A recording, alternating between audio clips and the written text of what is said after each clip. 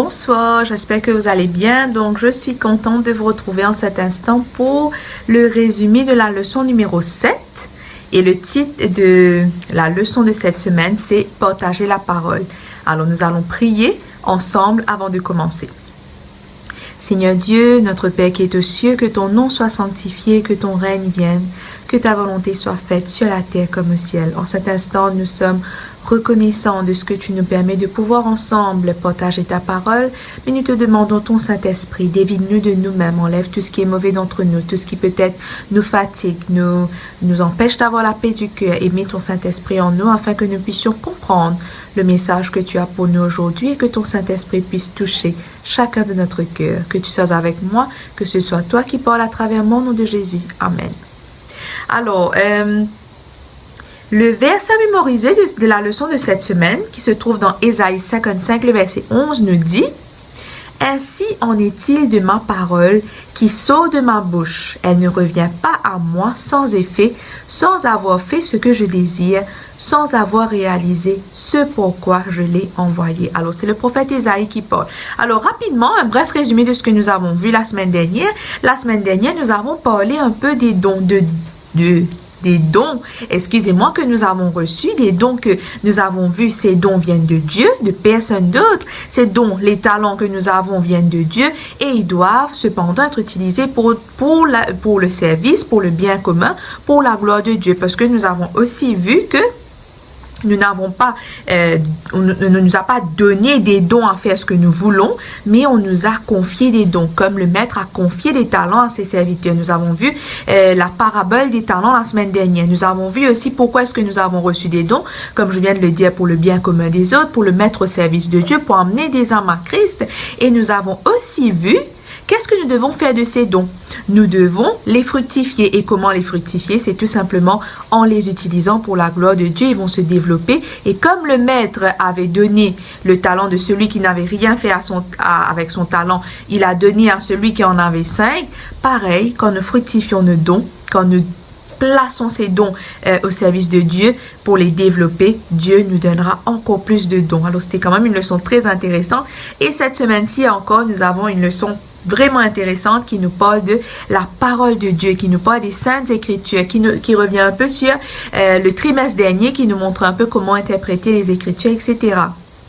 Alors, il est vrai que quand on regarde la nature, quand on regarde les plantes, les fleurs, les animaux, comment est-ce que telle fleur peut donner autant de couleurs. Je ne sais pas si vous avez déjà pris le temps de vous arrêter, de casser une fleur, de regarder tous les détails qu'il y a dans cette fleur. Non, mais franchement, les fleurs sont juste magnifiques, peu importe quelle fleur. Et quand nous voyons cela, on voit que la nature révèle la majesté de Dieu. La nature révèle la puissance de Dieu. On ne peut pas s'asseoir, regarder la nature, voir une belle cascade, voir la mer, entendre le son de la mer, voir cette ligne droite qui est tout au fond de la mer. C'est une ligne qui n'est pas du tout traversée, c'est une ligne parfaitement droite. On ne peut pas regarder tout cela et ne pas croire en un Dieu puissant. Donc, quand nous regardons tout cela, nous voyons la puissance de Dieu. Mais par contre, quand nous regardons la nature, quand nous regardons toutes ces choses, elles ne nous révèlent pas le plan du salut.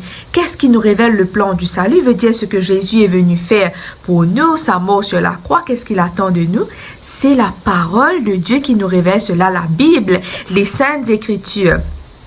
La parole écrite de Dieu, nous dit la leçon, est la révélation la plus claire et entière de Jésus.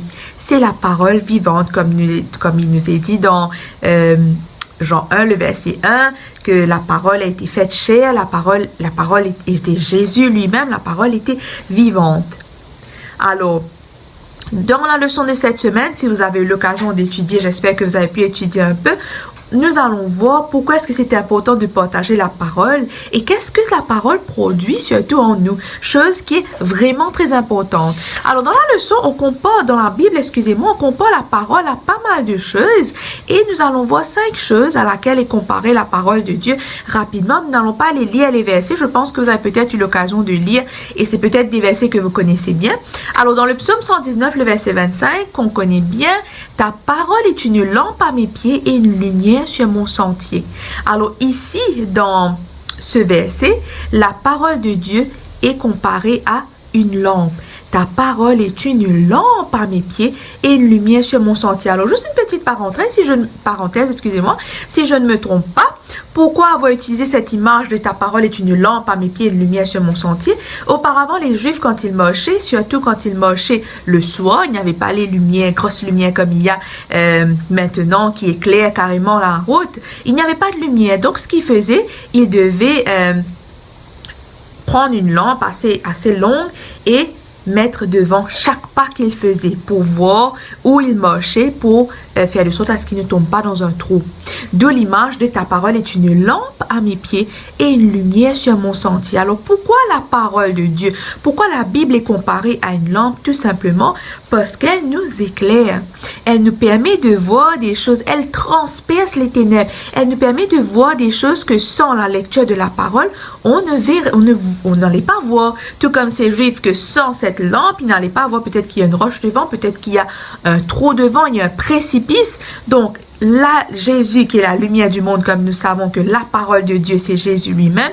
Jésus, la lumière du monde, il perce les ténèbres de leur incompréhension sur la personne de Dieu et la nature de son caractère. La parole de Dieu nous éclaire notre intelligence, nous permet de comprendre un Dieu tout-puissant. Dieu qui est tout-puissant, que nous avons notre cerveau comparé à la puissance de Dieu n'est rien. Franchement, pour arriver à comprendre, quand nous lisons le livre des psaumes, même quand nous lisons le livre de Job, il va dire clairement, il est tellement, comment expliquer ça? Il est tellement, pour arriver à comprendre Dieu, on ne peut même pas, dans notre pensée, il nous est difficile, il nous est presque impossible, humainement parlant, d'arriver à comprendre ce que Dieu fait, d'arriver à comprendre même l'amour de Dieu, parce que nous sommes tellement limités.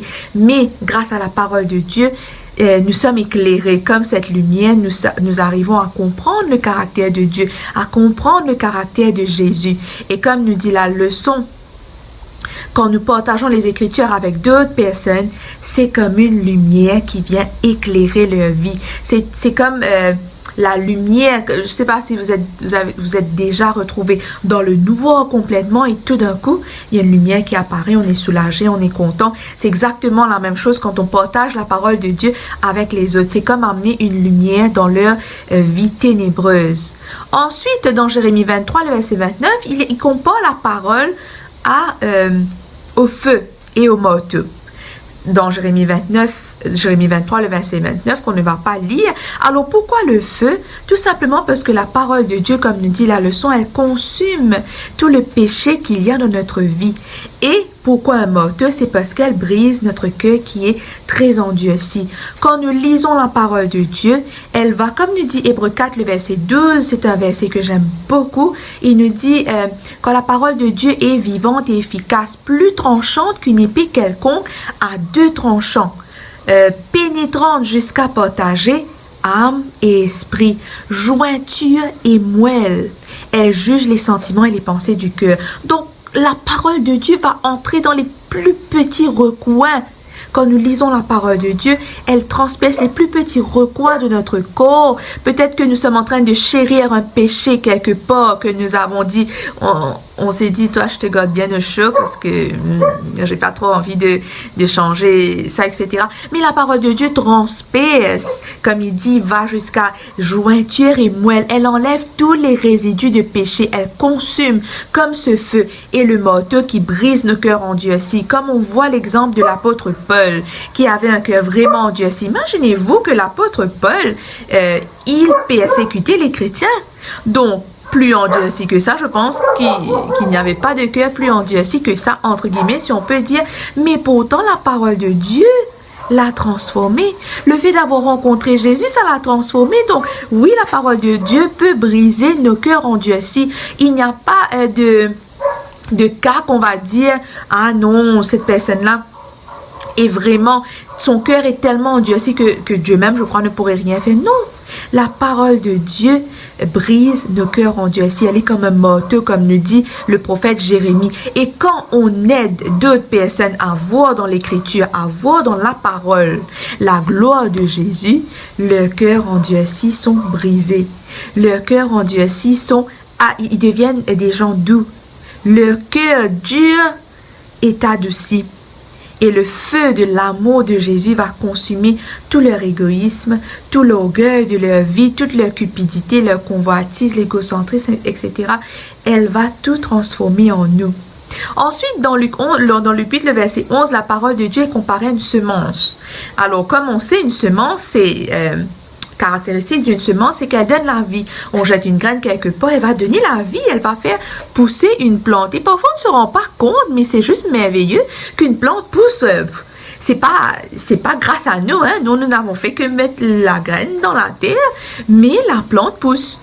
Et la semence donne la vie. Et ça, c'est quelque chose de juste merveilleux. C'était juste une petite parenthèse. Donc, il faut du temps à la semence pour grandir et toutes les semences ne vont pas pousser en même temps. On va peut-être jeter des graines par ici et par là. Ce n'est pas toutes les graines qui vont pousser. Elles ne vont pas toutes pousser en même temps. Mais dans de bonnes conditions, les plantes vont pousser correctement. C'est pareil pour la parole de Dieu. Quand nous parlons de la parole de Dieu à quelqu'un, c'est comme si nous plantons une semence, nous jetons une graine dans le cœur de cette personne. Et Dieu fera germer cette graine, allons dire, dans le cœur de ces personnes. La semence grandit en silence dans le temps de Dieu. Comme nous dit la leçon, je vais vous lire cette partie. Quand nous plantons la semence de la parole de Dieu dans le cœur et l'esprit d'autres personnes, nous ne voyons pas toujours de résultats immédiats, mais en silence, la semence grandit. Et dans le temps de Dieu, si ces dernières répondent aux encouragements du Saint-Esprit, elles produisent une récolte pour le royaume de Dieu. Alors, c'est quelque chose que nous ne contrôlons pas. Tout comme jeter une graine dans la terre, on ne sait pas si elle va pousser aujourd'hui, demain, dans une semaine, 2 semaines. On ne sait pas, on ne peut pas contrôler, c'est pareil. Quand on prêche la parole de Dieu à quelqu'un, le résultat, l'influence que ça peut prendre du temps, mais elle aura son résultat. Le travail se fait en quelque sorte. Et ensuite, finalement, dans Matthieu 4, le verset 4, il nous est dit, l'homme ne vivra pas de pain seulement, mais de toute parole qui sort de la bouche de Dieu. Alors, la parole de Dieu est souvent comparée à le pain qu'on mange, à le pain qui nous nourrit. Donc, dans plusieurs passages de la Bible, la parole de Dieu est comparée à du pain. Pourquoi cette comparaison? C'est que si on s'assoit et qu'on réfléchit, que serait notre vie sans pain? Que serait notre vie sans pain? Ouais, je n'imagine même pas ma vie sans le pain. C'est difficile à imaginer en fait parce que c'est une nourriture que nous mangeons presque tous les jours. C'est notre quotidien et il est très difficile d'imaginer notre vie sans le pain. Et c'est pareil pour la parole de Dieu. La parole de Dieu vient apaiser notre faim. Notre soif spirituelle, notre faim. La parole de Dieu est comme ce pain dont nous avons besoin de manger, de nous nourrir tous les jours. Et tandis qu'on partage les promesses de Dieu, tandis qu'on partage la parole à d'autres personnes, c'est comme si qu'on vient aussi apaiser leur faim. Et ça, c'est extraordinaire qu'une telle parole puisse avoir autant d'effets sur nous et sur les autres. Et on va voir ça dans un petit moment. Alors, que contient la parole de Dieu qui fait qu'elle soit aussi puissante? Mais d'abord, est-ce que la parole de Dieu est puissante? Peut-être on va se dire ce n'est qu'un livre. Ce n'est qu'un livre. Mais pourquoi est-ce qu'elle est puissante? Est-ce qu'elle est puissante? Hébreux 4, le verset 12, nous pouvons le lire ensemble. Car la parole de Dieu, la première phrase même nous dit, car la parole de Dieu est vivante et efficace. Plus tranchante qu'une épée quelconque à 2 tranchants, pénétrante jusqu'à partager âme et esprit, jointure et moelle. Elle juge les sentiments et les pensées du cœur. Alors, si la parole de Dieu est puissante, pour qu'une parole puisse, comme je l'ai dit, on a mentionné ce verset un petit peu plus tôt, pour qu'une parole puisse transpercer notre âme, jointure, moelle, mais il faut vraiment que cette parole soit puissante. La parole de Dieu est puissante. Pourquoi? Voyons cela dans Psaume 33, le verset 6 et 9. Les cieux ont été faits par la parole de l'Éternel et toute leur armée par le souffle de sa bouche. Car il dit et la chose arrive, il ordonne et elle existe. La parole de Dieu, c'est une parole créatrice. C'est ce que ce passage est en train de nous dire. Le monde a été fait par la parole. La nature est apparue par la parole. Les animaux sont venus à la vie par la parole de Dieu. Donc la parole de Dieu, quand on appelle ce livre la parole de Dieu, ce n'est pas pour rien. C'est parce qu'elle contient ce que Dieu dit. C'est parce qu'elle contient ce que Dieu veut nous révéler. Et si la parole de Dieu, Dieu a parlé, comme le dit le psaume 33, Dieu a parlé, les choses ont existé. Donc certainement, quand nous lirons ce livre, quand nous lisons ce livre, la parole de Dieu, certainement elle produit des choses en nous. Parce que la parole de Dieu est une parole créatrice. Elle a le pouvoir de créer. Et ça, c'est juste extraordinaire. Comme le dit la leçon, non seulement Dieu a créé ce monde par la puissance de sa parole, mais il le soutient également par sa parole. Cette même puissance qui se trouve dans la parole orale, qui veut dire quand Dieu a parlé, se retrouve dans sa parole écrite. Nous n'entendons pas Dieu nous parler directement. On peut se dire, mais Dieu ne me parle pas. Mais Dieu nous parle à travers sa parole, puisque c'est sa parole. C'est la parole de Dieu. Et parfois, on dit la Bible, c'est la parole de Dieu, mais on ne se rend pas compte du mot parole de Dieu. Quand on dit la parole de Dieu, c'est que Dieu a parlé. Et dans sa parole, il y a une puissance. Le même Saint-Esprit qui était actif lors de la création, c'est vrai que quand on parle de la création, on parle souvent que de Dieu, mais dites-vous bien que la Trinité était présente. Faisons l'homme à notre image, le mot pluriel de faisons, ça veut dire que Jésus, Dieu et le Saint-Esprit étaient présents. Donc oui, le Saint-Esprit était là pendant la création. Et ce même esprit qui était présent pendant la création est ce même esprit qui a inspiré les auteurs. Et c'est ce même esprit qui nous inspire, qui nous permet de comprendre la parole, qui est là quand nous lisons la parole de Dieu. N'est-ce pas merveilleux?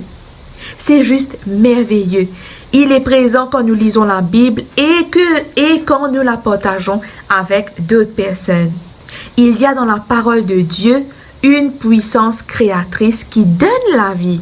Comme elle a créé le monde, comme elle a créé les animaux, qui donne la vie, mais surtout le plus important, qui change la vie, qui transforme la vie. Il y a une puissance dans la lecture de la parole de Dieu qui transforme notre vie. Je vous lis la partie de lundi. La sœur Ellen White nous dit, la parole de Dieu transforme le caractère et recrée l'homme à l'image de son Seigneur. La parole de Dieu transforme le caractère. Alors, il se peut que vous avez rencontré des gens qui viennent vous dire, ou peut-être vous-même, vous vous êtes retrouvé dans cette situation où des gens sont venus vous dire, j'ai changé, j'ai beaucoup changé par rapport à ce que j'étais avant. Et vous voyez le changement de cette personne, que oui, elle était comme ça, cette personne était comme ça avant, mais elle a changé, ou peut-être nous-mêmes on était comme ça, mais arrivé à un stade de notre vie, on a changé. Mais quelque temps après, la personne redevient ce qu'elle était.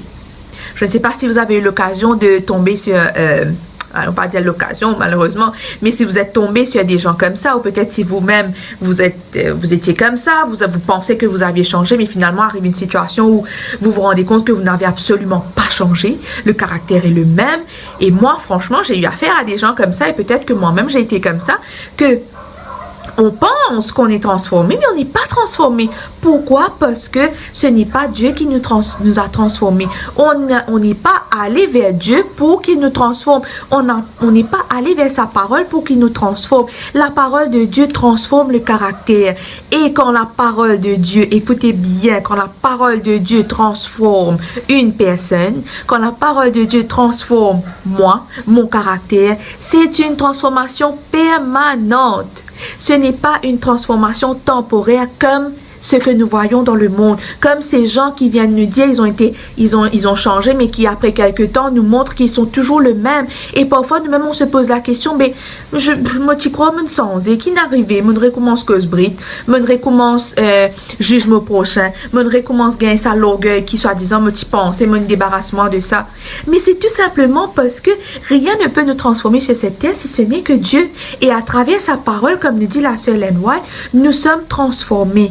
Pourquoi nous sommes transformés? C'est parce que en lisant la parole de Dieu, nous fixons notre regard sur Jésus. Et quand on fixe notre regard sur Jésus, on finit par le ressembler. Et ça, c'est juste merveilleux.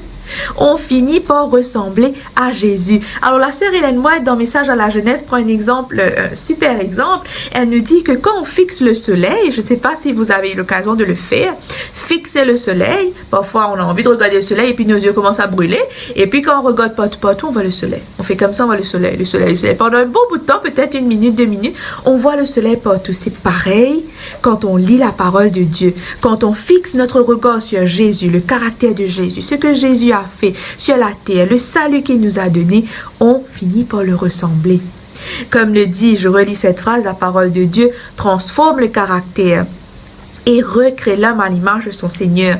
Comme ce soleil qu'on voit partout, nous verrons Jésus en toutes choses et nous allons le ressembler. Et la deuxième partie de cette phrase nous dit, elle recrée l'homme à l'image de son Seigneur. Et on peut se demander, mais Dieu a dit, faisons l'homme à notre image selon notre ressemblance. Pourquoi est-ce que maintenant j'ai besoin que la parole me recrée à l'image de mon Seigneur? Ne suis-je pas déjà à l'image de Dieu?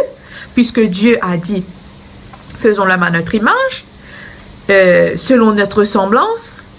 Non. La réponse est non. Nous ne sommes plus malheureusement à l'image de Dieu. Quand le péché est entré dans nos vies, quand le péché est entré dans le monde, nous avons perdu l'image divine que Dieu avait mis en chacun d'entre nous, que Dieu avait mis en Adam et Ève. Ils ont perdu cette image divine. Déjà ils se sont vus nus dès qu'ils ont péché. Il n'y avait plus cette gloire de Dieu sur eux.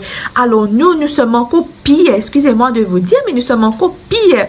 Qu'est-ce que je veux dire par nous avons perdu l'image de Dieu? Nous sommes à l'image du monde. Nous sommes à l'image du péché. Nous sommes à l'image peut-être des choses mauvaises. Que se passe-t-il? On ne trouve plus de plaisir à prier.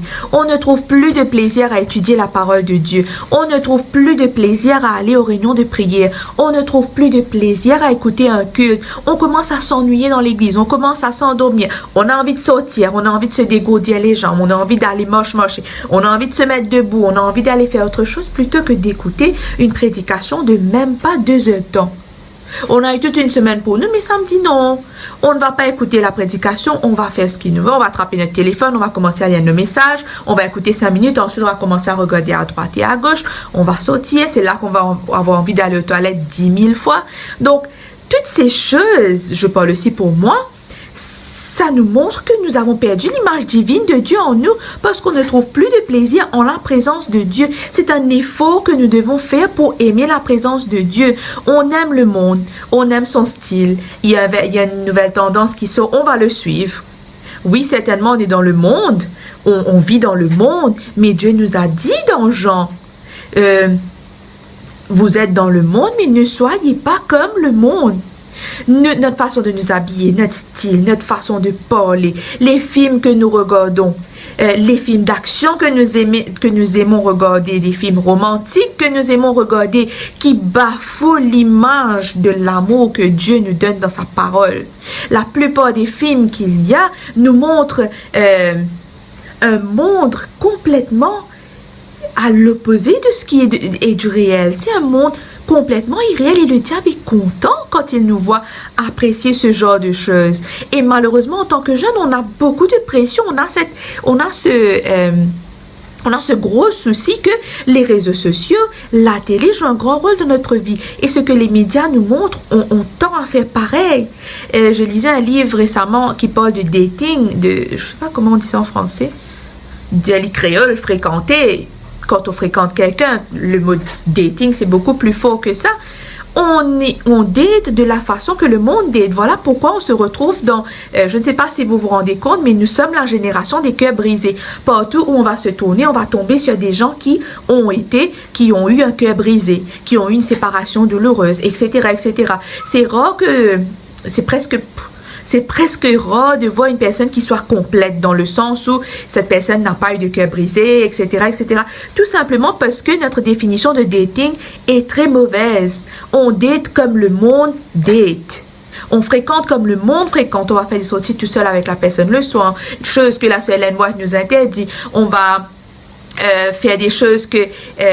quand on réfléchit, quand on s'assoit et qu'on réfléchit, ce n'est pas permis. Des choses qui fait que arrivé à un moment, on va même aller loin dans notre relation de couple pour aller contre les principes de Dieu. C'est ce qui fait qu'à un moment, il y a des séparations parce que nous ne sommes pas en train, nous n'allons pas avec les principes de Dieu. Alors c'est vrai qu'on va un peu loin dans la leçon, mais c'est juste pour dire que nous ne sommes pas à l'image de Dieu et que nous suivons toutes les tendances du monde. Et ça c'est grave parce que comme il est dit dans la Bible, notre état naturel, nous sommes charnels, notre tendance c'est le péché. Et maintenant, si nous ne faisons rien pour lutter contre cet état charnel qui est déjà en nous, pas besoin de rôder, ça est déjà dans nous, ben on va se retrouver à avoir beaucoup de difficultés à venir à Dieu. Le problème dedans, c'est que quand on est dans cet état que nous sommes, quand nous nous plaisons dans cet état de péché, comme le dit l'apôtre Paul, nous finissons par voir le mal bien et le bien mal. Et quand on est arrivé à ce stade, oh là là, c'est grave. Il nous arrive même de pécher contre le Saint-Esprit. Ce que nous faisons de mal, nous sommes tellement dans le mal que nous ne nous rendons pas compte. Et ça m'est déjà arrivé à un moment, comme je l'avais dit dans mon témoignage, il a fallu que je prenne du recul, que je m'approche de Dieu, que je recommence à étudier pour comprendre. Et là, je me dis, waouh! J'étais en train de faire ça de mal et je ne m'en rendais pas compte. Alors oui, nous avons besoin d'être recréés à l'image divine et il faut inclure cela dans notre prière de tous les jours. Priez sans cesse, demandons à Dieu, recrée-moi à ton image Seigneur, parce que malheureusement je suis à l'image de tout sauf de toi. Et il nous est dit dans la partie de lundi toujours, tandis qu'on saisit les promesses qui se trouvent dans la parole de Dieu, nos vies sont changées. Alors les promesses, justement, en parlant des promesses qui sont dans la parole de Dieu, il y a à peu près, je pense que quand ils ont compté, ils ont vu qu'il y avait à peu près 3000 promesses qui se trouvent dans la parole de Dieu. Et des fois, on se dit, oui, il y a telle ou telle promesse. Excusez-moi, il y a telle ou telle promesse, parfois on les apprend même par cœur, on est content, on va réciter ça quand on part à l'église et tout, mais quel est le but de ces promesses? Pourquoi Dieu nous a donné des promesses? Pourquoi est-ce que c'est important? Dieu nous a dit de nous réclamer de ces promesses. Pourquoi est-ce que c'est important que nous nous réclamons de ces promesses? C'est parce que Dieu veut que par la foi, on se réclame de ses promesses. Dieu veut que nous venons vers lui et que nous disons, Seigneur, tu as dit dans Philippiens 4, le verset 13, je puis tout par celui qui me fortifie. Donc, je te prie, Seigneur, tu vas m'aider à faire telle ou telle chose, telle ou telle chose. Dieu veut qu'on ait cette foi en sa parole. Dans sa parole, il y a énormément de promesses, presque 3000 promesses. Donc, on ne peut pas dire que pour cette situation-là, il n'y a pas de promesse. Il y a une promesse pour toutes les situations. Et Dieu nous demande de nous réclamer ces promesses. Comme nous dit 1 Jean 1, le verset 9, si nous confessons nos péchés, il est fidèle et juste pour nous les pardonner et pour nous purifier de toute iniquité. Donc Dieu nous dit, si tu confesses tes péchés, je te pardonnerai, je te purifierai. Donc toutes ces promesses ont été mises là pour que nous puissions les réclamer. Et plus important encore, nous devons présenter ces promesses à d'autres personnes. Nous avons la possibilité, moi je vais vous parler peut-être, je parle pour moi, je ne sais pas pour vous, mais personnellement, les promesses de Dieu m'ont tellement aidé. Quand il était arrivé un moment où dans ma vie, je me sentais vraiment mal, où j'avais le cœur carrément brisé, j'ai dit à Dieu, Psaume 34, le verset 19, je le répétais ça constamment, j'ai dit, Seigneur, tu as dit dans Psaume 34, le verset 19, l'Éternel est près de ceux qui ont le cœur brisé, il sauve ceux qui ont l'esprit dans l'abattement. Donc, je réclame cette promesse par la foi. Je te réclame cette promesse par la foi et je te demande de m'aider parce que tu l'as promis. Et oui, la paix que nous recevons quand nous nous réclamons des promesses de Dieu, c'est juste extraordinaire. Si vous avez fait l'expérience, vous allez être totalement 100% d'accord avec moi. Et si vous n'avez pas fait l'expérience, je vous invite à faire cette expérience. Réclamez-vous des promesses de Dieu. Dieu les a mis dans sa parole, non pas comme une décoration, mais pour qu'on se réclame de ses promesses. Et vous allez voir le changement que ça va opérer dans vos vies. Et ce que la parole de Dieu fait en nous, souvent on parle de, il faut lire la parole de Dieu, il faut étudier, juste une parenthèse, lire et étudier, c'est deux mondes de différence. Une personne peut lire et connaître la Bible en entier, mais l'étudier c'est autre chose. L'étudier c'est aller en profondeur, c'est comprendre ce que Dieu veut me faire comprendre. C'est en lisant un verset que Dieu m'a montré qu'est-ce que je dois changer dans ma vie, je vais le mettre en pratique. C'est ça l'étude de la parole de Dieu, prendre ce que Dieu me donne, voir comme nous dit... comme nous dit Jean, l'Esprit Saint nous convainc du péché à travers la parole de Dieu. Quand l'Esprit Saint m'a convaincu de mon péché, il faut que j'aille changer. Il faut que j'aille changer ces mauvaises habitudes. Et l'Esprit Saint me conduira sur la voie de la justice. Donc, l'étude de la parole de Dieu est importante. La lecture et l'étude, c'est deux choses différentes. Alors, ce que la parole de Dieu produit en nous, lisons 2 Pierre 1, le verset 4. Lesquels nous assurent de sa part les plus grandes et les plus précieuses promesses, afin que par elles vous deveniez participants de la nature divine, en fuyant la corruption qui existe dans le monde par la convoitise. Par la parole de Dieu, que se passe-t-il? On devient participant de la nature divine. C'est juste merveilleux, on arrive à participer à cette nature divine tout-puissant de Dieu. Et ça, c'est juste extraordinaire. Lisons Jacques 1, le verset 21. Il nous est dit, la parole qui a été plantée en vous et qui peut vous sauver. La parole de Dieu nous sauve. Nous sauve de quoi? Nous avions vu tout à l'heure, la parole de Dieu est cette lumière qui nous éclaire des ténèbres. La parole de Dieu est cette puissance qui va venir jusqu'à percer, jusqu'à transpercer notre corps, aller dans toutes les jointures, les moelles, dans notre âme. Elle va juger nos sentiments, les pensées de notre cœur, tout ce que les autres ne voient pas, tout ce que je pense quand je vois quelqu'un que personne d'autre ne sait. La parole de Dieu va venir purifier mes pensées, purifier mon âme, va venir rechercher ce plus petit péché, allons dire qui est coincé quelque part, que je n'arrive pas à me débarrasser. Il va m'aider à me débarrasser de ce péché par l'aide du Saint-Esprit.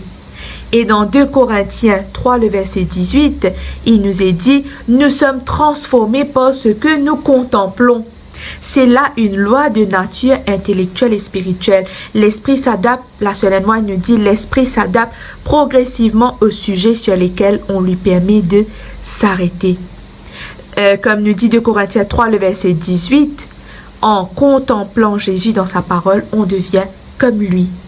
Comme je vous ai dit, quand on regarde le soleil, et ensuite on voit le soleil partout, quand on fixe le soleil, quand nous fixons nos regards sur Jésus, quand on étudie sa parole, ce que Jésus a fait, son caractère, son amour, même pour comprendre son amour, franchement, nous sommes très loin de la compréhension de l'amour de Dieu. C'est un amour agapé qui n'existe, qu'on ne voit presque pas. C'est pour cela qu'il est important de prier pour dire à Dieu, Seigneur, mets en nous cet amour agapé, cet amour de 1 Corinthiens 13, cet amour qui aime, peu importe ce que notre prochain est en train de nous faire, en train de nous persécuter, en train de nous maudire, nous aimons quand même. Alors, nous sommes très loin de la compréhension de cet amour ici. Et c'est pour cela que quand on fixe nos regards sur Jésus, qu'on étudie, c'est là qu'on arrive à comprendre toutes ces choses. Et quand on comprend ces choses, c'est merveilleux. On voit, comme le soleil, on voit Jésus en toutes choses. On voit Jésus en chaque personne. On voit les autres avec le regard de Jésus, comme nous avions vu dans les leçons précédentes. Ensuite, 2 Timothée 3, le verset 16, qu'on connaît bien. Toute écriture est inspirée de Dieu, est utile pour enseigner, pour convaincre, pour corriger, pour nous instruire. Alors, la parole de Dieu nous corrige, la parole de Dieu nous instruit et il est de notre devoir de nous laisser instruire par la parole de Dieu. Si je vais à l'école et que je décide de ne pas écouter ce que le professeur a à me dire, je ne vais pas être instruit. Je ne serai pas instruit, je ne vais pas recevoir ce que le professeur a à me dire parce que je ne me laisse pas être instruit par le professeur. C'est pareil pour la Bible. Si je viens avec la Bible, vers la parole de Dieu, vers la Bible avec un cœur fermé, je ne serai pas instruit. Je peux connaître beaucoup de chapitres, beaucoup de versets par cœur, mais si je ne laisse pas cette parole transformer mon cœur, vous allez voir, nous allons voir que d'ici 1 an, 2 ans, 3 ans, nous sommes toujours pareils. Pourtant, tous les jours, nous lisons la Bible, mais nous sommes toujours pareils. Il faut que nous laissions la parole de Dieu nous corriger. Laisse-les de nous des 3 calottes, comme je dis, quand je lis la parole de Dieu, et même parfois quand je lis le livre d'Ellen White, franchement, c'est comme des claques qu'on reçoit, des claques très fraîches, là, qu'on reçoit pac sur la joue, parce qu'elles nous montrent ce qu'on est en train de faire de mal. On voit comme si que Dieu était là avec nous et qu'il a écrit cette parole-là juste pour nous, parce que nous sommes dans ce péché, il est en train de nous montrer, il vient toucher ce point sensible de péché qu'il y a en nous. Et il nous faut nous laisser enseigner, nous laisser instruire. Les Écritures révèlent la justice de Christ. Elles nous conduisent de la folie de notre état de péché à la beauté de sa justice. Et en contemplant Jésus dans sa parole, comme je l'ai dit, on devient davantage comme lui. Alors je vous lis la partie de mardi qui nous dit « Témoigner, ce n'est pas partager ce que nous pensons ou même ce que nous croyons. C'est partager les vérités éternelles qui se trouvent dans la parole de Dieu. Quand je partage la parole de Dieu à quelqu'un, je ne partage pas mon opinion, je ne partage pas ce que je pense, je ne partage pas ce que j'ai appris moi. Je partage les vérités éternelles qui se trouvent dans la parole de Dieu. Quand la parole de Dieu, je continue la lecture dans la partie de mardi, quand la parole de Dieu a béni nos vies de manière incroyable, nous avons suffisamment de crédibilité pour dire aux autres comment elle peut bénir leur vie à eux aussi. Quand la parole de Dieu a transformé ma vie, j'ai suffisamment de crédibilité pour aller vers mon prochain pour lui dire comment cette parole a transformé ma vie. Et ce qui est encore mieux, c'est que mon prochain va voir à travers ma façon de réagir, ma façon de penser, ma façon de parler, que j'ai été transformée. Et quand nous sommes transformés par l'Esprit de Dieu, je vous le répète, c'est une transformation permanente. Il nous faut certainement prier pour résister au diable tous les jours, etc. Mais Dieu nous transforme complètement. Et il y avait un passage dans le message à la jeunesse qui nous disait, quand nous lisons la parole de Dieu, Dieu ne va pas nous aider à changer quelques mauvaises habitudes. Certainement, on va changer quelques mauvaises habitudes. Mais le but, c'est qu'on soit transformé. Veut dire que nous changeons complètement pour revenir à l'image de Dieu. Non pas que nous corrigeons seulement certaines parties de nous. Non, mais que nous soyons transformés. Transformer, c'est le mot même nous dit, c'est quelque chose de bien plus fort que changer. C'est changer, allons dire, complètement. Et dans la partie de jeudi, il nous est dit pourquoi nous devons partager la parole de Dieu. Ésaïe 50, le verset 4 nous dit, le prophète Ésaïe nous dit, le Seigneur a donné une langue pour prêcher. J'ai eu une langue pour prêcher, donc c'est mon devoir d'aller témoigner. C'est une mission que j'ai reçue et nous avons vu la semaine dernière que Dieu nous a donné comme mission d'aller témoigner. Nous a donné l'ordre, à l'effet de toutes les nations des disciples, les baptisant au nom du Père, du Fils et du Saint-Esprit. Il nous a même dit, vous serez mes témoins dans la Judée, dans la Samarie et jusqu'aux extrémités de la terre, à Jérusalem, dans la Judée, dans la Samarie et jusqu'aux extrémités de la terre. Donc, il n'y a pas de, est-ce que je dois témoigner? Est-ce que c'est pour une catégorie de personnes? Non. Nous devons témoigner. Ça, c'est un fait, un fact. Donc, la leçon de la semaine dernière nous a aussi montré que Dieu nous a donné l'ordre, mais il nous a aussi équipés pour aller témoigner avec nos dons que nous avons reçus. Et nous avons tous une langue, donc certainement nous devons utiliser, comme le dit le prophète Ésaïe, utiliser notre langue. Le Seigneur m'a donné une langue pour prêcher. Quand nous avons, par exemple, une bonne nouvelle, par exemple, si nous avons réussi à notre test de conduite, ou même nous venons d'acheter une nouvelle voiture, ou nous allons nous marier, notre copain, notre fiancé nous a fait une demande en mariage, on sera tout excité d'aller raconter ça aux membres de notre famille, à nos amis, aux personnes que nous connaissons, parce qu'on a envie de partager cette bonne nouvelle-là, parce qu'on est tellement heureux qu'on ne peut pas se contenir. C'est pareil pour la parole de Dieu. On doit avoir ce même zèle parce que ce que Dieu fait pour nous, c'est beaucoup plus la joie que procure la parole de Dieu va bien au-delà de toutes les joies que peut procurer le monde. Et nous devons avoir ce zèle d'aller prêcher. On doit arriver à ce stade où on ne peut plus se contenir, que partout où nous allons nous bisaper cause Jésus avec quelqu'un. Comme nous avions vu dans les leçons précédentes à 4, le verset 20, les apôtres ont été arrêtés, l'apôtre Pierre, l'apôtre Jean, si je me souviens bien, ils ont été arrêtés par les souverains sacrificateurs, etc. On leur a dit, il faut que vous arrêtez de prêcher ce Jésus que nous avons crucifié. Et ils vont dire, Nous ne pouvons pas ne pas parler de ce que nous avons vu et entendu.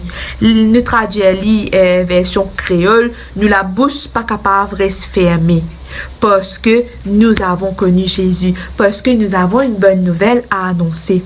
La partie de jeudi nous dit, dès qu'on a appris à connaître Jésus, on éprouve le besoin impérieux de parler à d'autres de l'ami précieux qu'on a trouvé. La vérité qui sauve et sanctifie ne peut rester enfermée dans le cœur. Si nous sommes revêtus de la justice de Jésus-Christ et remplis de la joie de son esprit, il nous est impossible de garder le silence. Donc si on se retrouve, si on voit qu'on est en train de vivre tranquillement dans notre petit monde à nous et qu'on n'est pas en train de témoigner et qu'on se sent bien comme ça, c'est qu'on a un problème. C'est qu'on a un gros problème parce que quand nous sommes remplis de l'Esprit Saint, quand nous sommes conscients de ce que nous avons reçu, qui est la bonne nouvelle, la parole de Dieu, les Saintes Écritures, il nous est impossible de garder le silence. Donc, il nous faut prier et demander à Dieu, Seigneur, mets ce zèle en moi, aide-moi à me rendre compte de la bonne nouvelle, de la joie que procure ta parole et aide-moi à partager cette joie aux autres. L'apôtre Paul nous dit dans Romains 1, les versets 14 à 16, il va dire « Je suis débiteur envers les Grecs comme envers les barbares, envers les sages comme envers les gens stupides. De là mon ardent désir de vous annoncer la bonne nouvelle à vous aussi qui êtes à Rome.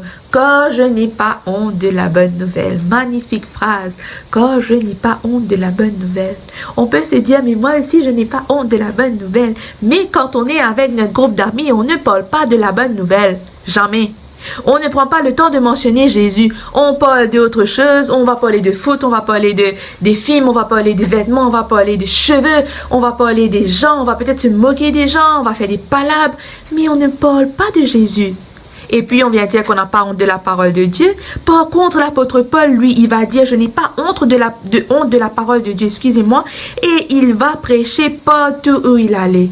Il était dans le tribunal devant Agrippa, il va prêcher. C'est là qu'Agrippa va lui dire, encore un peu et tu me convaincs de devenir chrétien. L'apôtre Paul va dire, dans les versets que nous venons de lire, je suis débiteur envers les Grecs, les barbares, les sages, les gens stupides. Il a une dette et cette dette, c'est de partager la bonne nouvelle. Nous avons aussi une dette envers chaque personne. Quand nous irons au ciel, Dieu nous demandera de rendre compte. Pourquoi n'as-tu pas partagé la parole à ton voisin? Pourquoi n'as-tu pas partagé la parole à cette personne qui était à côté de toi dans le bus? Elle voulait t'adresser la parole, mais tu as pris tes écouteurs, tu as mis dans tes oreilles et tu es rentré dans ton monde à toi. Donc, Dieu va nous demander de rendre des comptes. Et je suis la première à qui Dieu va demander de rendre des comptes. Certainement, cette leçon s'adresse à moi en premier parce que, comme je le dis, la leçon, la parole de Dieu nous donne des claques. Et ces claques sont là pour nous ressaisir, pour nous dire, ok, c'est bon, j'ai compris, il est temps que je change. Dans notre témoignage, nous devons garder à l'esprit 3 principes bibliques, ce que l'on dit, la manière dont on le dit et le moment où on le dit. Et rappelons-nous bien du rôle du Saint-Esprit. La partie de vendredi dans le livre Ellen White, Connaître Dieu, nous dit très bien, tandis que Dieu prépare la terre du cœur, nous avons l'occasion de semer la semence de l'Évangile. Le Saint-Esprit prépara le cœur de Nicodème. Le Saint-Esprit prépara le cœur de la femme au puits. Le Saint-Esprit prépara le cœur de la femme avec une perte de sang. Le Saint-Esprit prépara le cœur du malfaiteur sur la croix. Le Saint-Esprit prépara le cœur du centurion romain et beaucoup d'autres encore à recevoir sa parole avant même leur rencontre avec Jésus. Et la semaine dernière, on a vu très bien qu'un des rôles, la semaine d'avant, on a vu qu'un des rôles du Saint-Esprit, c'est qu'il va préparer le terrain à l'avance pour nous. Et la leçon nous dit que la plupart du temps, quand on se sent poussé à aller partager notre foi avec quelqu'un, c'est parce que le Saint-Esprit est déjà parti faire est déjà parti faire le plus important, a déjà préparé le terrain, a déjà prédisposé cette personne à recevoir notre témoignage. Et maintenant, nous, qu'est-ce qu'on fait? Ben rien. Justement, on ne fait rien. On ne se bouge pas. Le Saint-Esprit a déjà fait sa part. Le Saint-Esprit a déjà disposé X, Y à entendre la parole de Dieu. Quelle tristesse, nous ne bougeons pas, on ne fait pas notre part. Vous vous imaginez la tristesse que cela peut produire à Dieu? Vous vous imaginez la quantité d'âmes perdues qu'on a laissé passer parce que nous n'avons pas saisi les occasions de prêcher? Donc, cette leçon, comme je vous ai dit, s'adresse surtout à moi et j'espère que cette leçon nous aidera à nous rendre compte que nous avons un trésor entre nos mains. Nous avons un trésor extraordinaire entre nos mains et il nous faut comme un pain que nous mangeons le matin quand on a très faim, ou soit le dimanche, un bon pain, petit pain gâteau piment qu'on aime. Il nous faut étudier la parole de Dieu comme si nous avions faim de la parole de Dieu, nous avions soif de la parole de Dieu, comme si nous avons faim de ce pain que nous mangeons tous les jours, parce que c'est cette parole qui va nous transformer et c'est grâce à cette parole que nous pourrons amener des âmes à Christ.